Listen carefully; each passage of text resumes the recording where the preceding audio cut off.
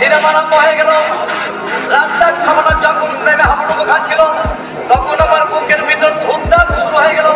আমি যদি প্রেম করতে পারতাম, তখন থেকে পাশের সিটে বসা সেই মেয়েটি আমাকে তিনটি মেরেছে।